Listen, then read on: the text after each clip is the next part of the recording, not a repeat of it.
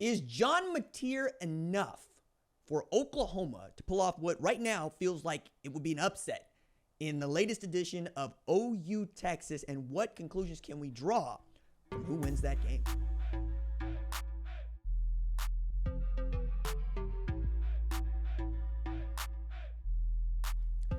What's up, kinfolk? It's RJ Young. I am not on a step mill. If this is your first time watching Adapt and Respond, thank you for joining us here. We talk college football year round. If that is something you're into, go ahead and hit that subscribe button, like this video, and answer the question in the comments below. Is John Mateer enough for Oklahoma to beat Texas? Also going to remind you that we got an audio podcast on Apple and Spotify. And if you are kind enough to go there and leave us a 5-star review on Apple and Spotify, I will send you one of these stickers. All you got to do is hit the review, go to the link in the description below, fill out the form, tell me where I can send your sticker and a thank you note. Going to do a live stream here fairly soon where we chat. It's more like a mailbag session where I fill out all of these addresses and write these notes to you individually. It should be pretty cool time. Check us out. All right, so John Mateer is the biggest X factor, I think, of this entire college football season, but certainly in OU Texas, as he is coming back home of sorts to play in a game that he grew up watching. He went to Little Elm to play high school football and went to go play for Ben Arbuckle at Washington State, Jake Dickert, and put on one hell of a show last year with over 3,800 yards passing and 826 yards on the ground. Really, really great player that didn't get an opportunity to showcase that talent a lot on the big stage and didn't play a lot of big name opponents. Played Texas Tech. People going, yeah, he went 9 or 19 for 115. Hey, dog, you missed that part where he rushed for 197 yards? Because I didn't. Or, hey, look at what he did to Boise State, which is torch them. Just absolutely took them apart. Now, Boise State had this dude, Ashton Jeanty, that made an entire highlight tape out of just rushing against 8 in the box and killing people.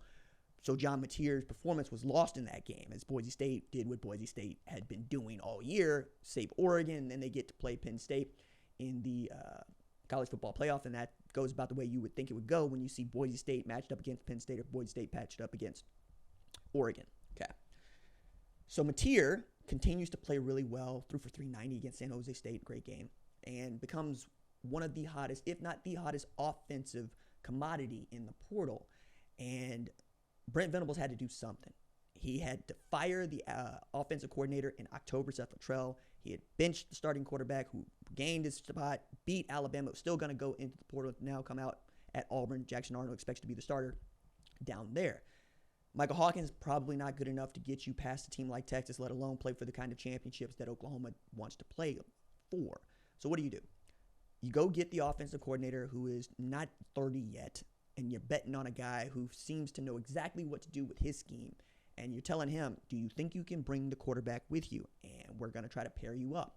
Because that has worked in the past. Like Utah's going this route with Jason Beck and Devin Dampier, who put up like 484 yards of offense last year together at New Mexico.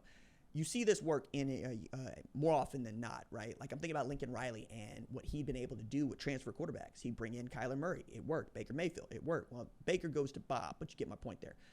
Jalen Hurts. It worked, right? The last homegrown dude he had that turned out to be good, Caleb Williams, won the Heisman Trophy, right? But did that at SC, and that partnership was a big deal. I always got this thing about offensive coordinators and quarterbacks and how they're paired together and seem to be symbiotic. They got a really good brotherly relationship that you can rely on to see things. I think about this as a writer and host when I talk to editor and producer. When I'm at my best, I am in sync with my editor and or my producer. It's less like I'm getting a play call, and it's more like, hey, see it, do it. You know what you're looking at. You know the coverage. You know what we can do. You know how to get us in and get us out. Trust your abilities, right? I love that. I absolutely love that. And there's a time in my life when I'm sure I'm going to be the offensive coordinator, not the quarterback. So I'm always paying attention to these things, right? How do you coach them up in this way? How do you not get in their way? How do you say, no, run it? Or what Kenny Dillingham used to say to his quarterbacks, the offensive coordinators, your job is to make me right. If I send you a play call that is wrong, get us the hell out of it and get us into something that works. That's your job. I'm going to give you my best. My best might suck once or twice a game, but if you catch it and you see it, do something about it. Every now and again, you might do that, and it might go wrongly for you, but we're not going to go at each other's throats about this. We're going to go, what'd you see? Okay, I see that. Well, now we know that that's a disguise. Now we know that they're going to rotate from quarters into, let's call it cover 3, right? Where are the windows? And football, as it is drawn out, is not really a complicated game. It's just complicated to execute at a high level every single time. Like, I put it another way when I talk about Formula One. I can throw down a lap time on a clear track. I can be as fast as Max Verstappen on F1 25, 26, right? Turning corners, making this thing happen, and probably put a faster time on pole. But two things. One, I have the benefit of being able to crash the car to figure out just where my limits are, or where the limits of the track are. And two, I can do it one time. I can't do it 52 times in a row at Silverstone. I might be able to get 10 or 12 really, really snappy laps that are within hundredths of a second of themselves, but that's when your focus and your ability starts to wane and stretch, because lap in and lap out, that's a long time to be on, right? That is what we're talking about. We're talking about, can you make a play against what you know is there each and every time you step on the field? You know they're coming out with 11 men. You know that 4 or 5 of them are going to be defensive backs. Maybe 6, but they're going to give that away with a dime defense. Like, it's simple pre-snap reads. It's simple pro-snap reads. It's how quickly can you decipher what it is that they are willing to give you and then get the football to that point or to that player. John Mateer does a lot of this post-snap. Like, in many respects, he reminds me of Jalen Daniels, where if you roll him out, you're probably going to make a play. Because you roll him out, he gets to read high, low, and he's probably going to go high before he goes low, right? I'm saying, like, because quarterback, I want to run the go route. Matter of fact, I was at a 7-on-7, just taking it in, doing the National College Football, this Fox Sports thing where you go around, you shake hands, you get to know people. And I saw, it's one of my favorite stories to tell, man. It's quarterback is running dagger concept to the field. And offense coordinator saw him throw the go route. For those of you who don't know, dagger concept is we have a go route in the slot, and we have a deep in or dig or even a post, right, that we're going to cross up, because the point here is to take the safety with clear out, right? So you get that one-on-one, or maybe even get a bit of a cushion there where you can just slot it in. But I had a quarterback that knew he could throw the ball 60 yards, and he knew that his wide receiver was going to outrun the safety. That's what he did. And they called it again. And he did it again. And coordinator says, son, we're running dagger. And he says, yeah, coach, but I can make that play. Sit down. For me, as a coordinator, I don't go sit down. I go, all right, cool. It worked. On to the next play. So I gave him something that worked either way, right? You had a winner. You had a winner with the go. You had a winner with the dig. You had a winner with the in.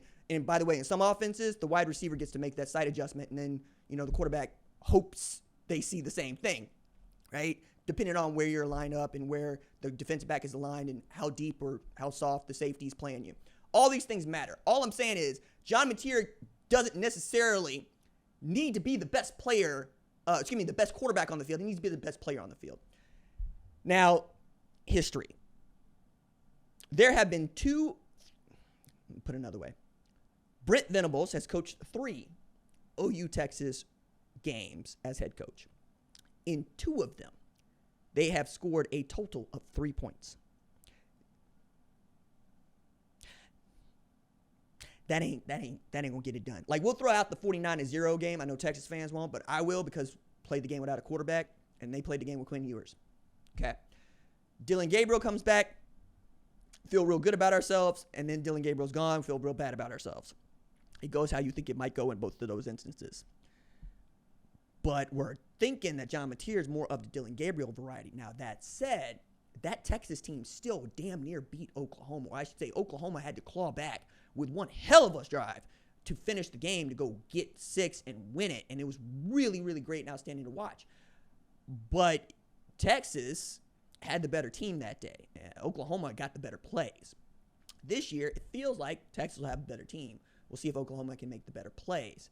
John Mateer has a big role to play in that. Now, also, Texas will be the first people to tell you, we own the rivalry against Oklahoma. We own the rivalry with A&M. What do we got to be afraid of? Losing. You take a loss to an Oklahoma team that say loses to Michigan, that ain't going to be good for your resume. Now, forget not good for your resume. You might not make the SEC championship game if you're taking losses to an Oklahoma team that takes its loss to Michigan. This is a year for which Arch Manning and them are supposed to be playing for the national championship and, at the very least, get back to the SEC championship game and perhaps win the damn thing this time. We'll see. They got to go to Sanford this year, which I'm going to say Georgia wins that game until I see Texas can do it. Because I watched Georgia play Texas at Texas, play Texas in the SEC championship game, and win both. All right? It's different over there. It just is. Like, put another way, I love this stat, and I keep repeating it. Georgia's had just one 1,000-yard receiver in its entire school history. One. And it ain't who you think it is. It's Terrence Edwards, 2002. He had 1,004 yards. That is the most receiving yards by any player, tight end, halfback, wide receiver, at Georgia in 1 year. Means they went back-to-back 21-22 without a 1,000-yard receiver, and they played 15 games. Texas can't do that. Texas is going to have somebody that can make plays on the perimeter because they don't have the kind of defense that Georgia seems to put in year out where they can just sit on you. And when they got that kind of defense, they don't take losses to Ole Miss. They don't take losses to Bama. Okay? They don't get bounced by Notre Dame. When they got that kind of defense, it's the Philadelphia Eagles going, hey, we'll take all of them. Yeah, we'll just take all of them. 21, 22, yeah. All those Georgia Bulldogs, we would like them all. Because that's what Kirby Smart's able to get over there. So, can John Mateer make the difference? Yes, because Dylan Gabriel made the difference. Kyler Murray made the difference. Caleb Williams makes the difference. Be nice to see if John Mateer can reach that high water mark.